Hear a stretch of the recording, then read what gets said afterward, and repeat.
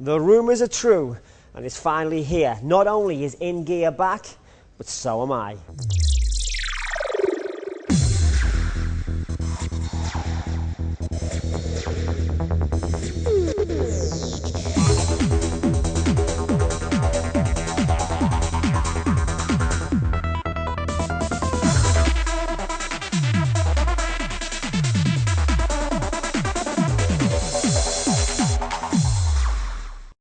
I'm excited to be back, and if we're back, it must mean that we're going to be bigger and better than ever, of course, with bigger budgets. But Okay, all right, thank you. Well, apparently we don't have a bigger budget than before, but at least I get to spend time on the camera alone. Who are you? I'm a viewer who would like to come onto the show and test a car. And if you would like to come onto the show and test a car, all you need to do is send an email to ingear@city7tv.com. In fact, she's absolutely right. That's all you have to do. Now, coming up in this new series, we've got a whole load of new stuff coming, including a gentleman from Virgin Radio. But for now, we're going to be looking at this. In a region dominated by 4x4s, in a region where, well, quite frankly, sedans and saloons are being pushed to one side, why on earth would Alfa Romeo be selling a car like this?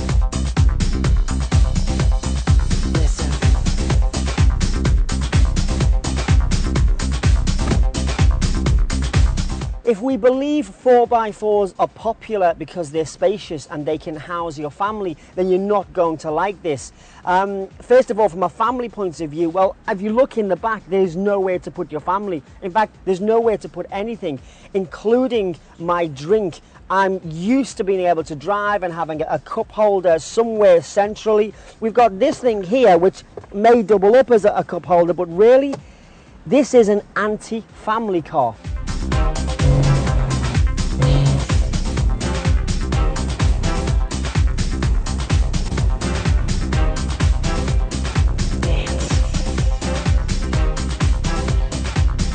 It's not until you begin to drive this car that you really can begin to appreciate what Alfa Romeo Brera is all about.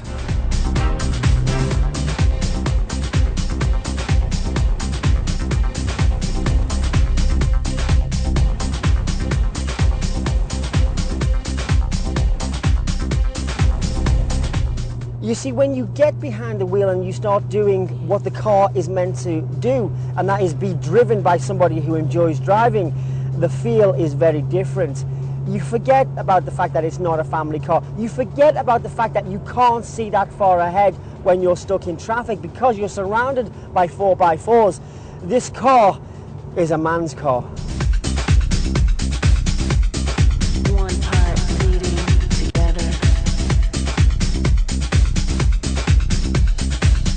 I know what you're thinking. What on earth is he talking about? I'm talking about the power, the sound. The moment I put my foot onto that accelerator, it sounds absolutely awesome. And what about the looks? The looks from outside this car, it looks sexy.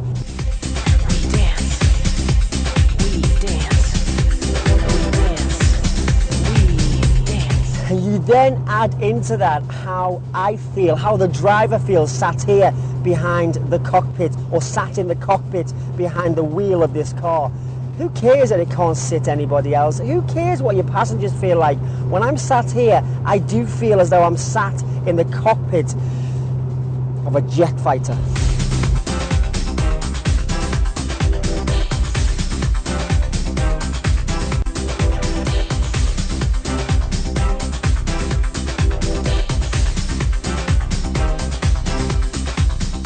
When you look at the dashboard and you look at this, I mean, this instrument panel that's coming around here, the way the dials are situated across the dashboard and then through the center console and down, it gives you the impression that you're on board a plane rather than in a car.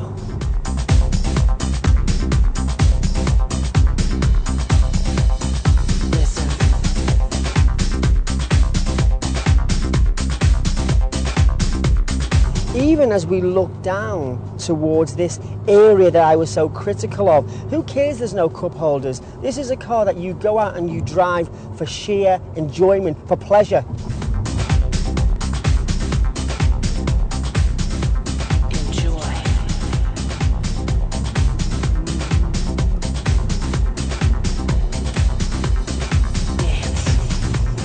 I've said it before and I'll say it again.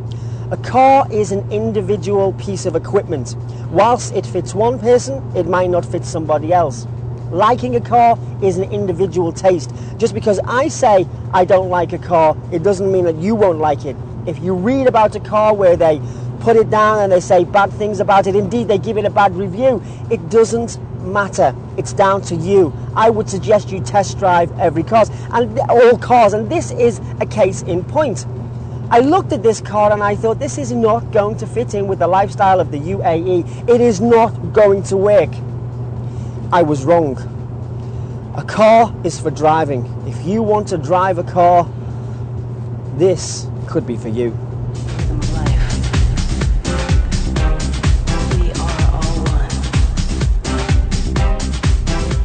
Something else I like sitting here in the cockpit is this panoramic view that I get when I push back the shade. I feel as though the car has just doubled in size. It's a fantastic feeling. It's very airy. It gives the impression of being roomier than what it actually is.